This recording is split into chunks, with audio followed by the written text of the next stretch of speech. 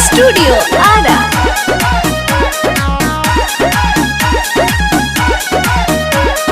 गरमी जवानी के तो झड़ जाई हो। अरे सुना तारे गरमी जवानी के तो झड़ जाई हो। जादो जी से पाला जब पड़ जाई हो। चढ़ल बाटे नशा तो उतर जाई हो। जादो जी से पाला जब पड़ जाई हो।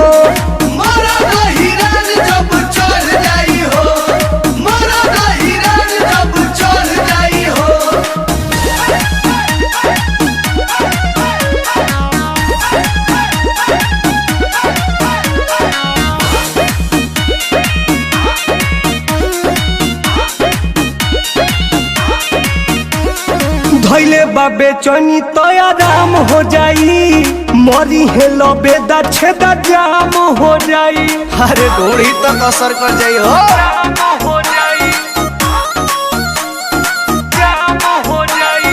धैले बाबे चनी तो आराम हो जाई। मरी हेलो बेदा छेदा जाम हो जाई। जाम हो जाई। कीड़ा जवन काटता उ मर जाई हो। अरे कीड़ा जवन काटता उ मर जाई हो। जादो जी से पाला जब पड़ जाई हो।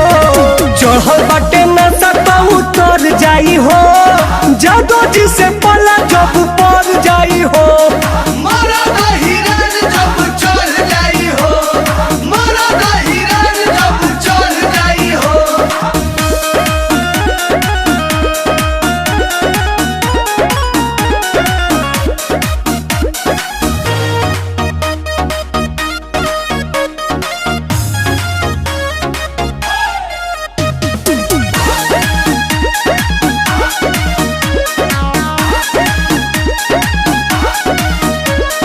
अहिरु से जरे लुकाट जइबू। जादो जी के रेलल का ठाट जइबू। ईरान के दर्द अरिए जेबू ना त मरिए जेबू ए बुझी।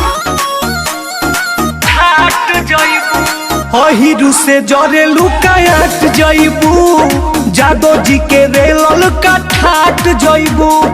ठाट जइबू। सच कहे टुन टुन सागर भाई हो। सच कहे टुन टुन सागर भाई हो। जादो जी से पाला जब पड़ जाई हो।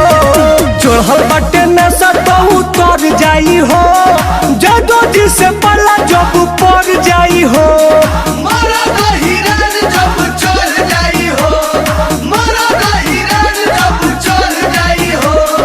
गरमी जवानी के तो झड़ जाई हो।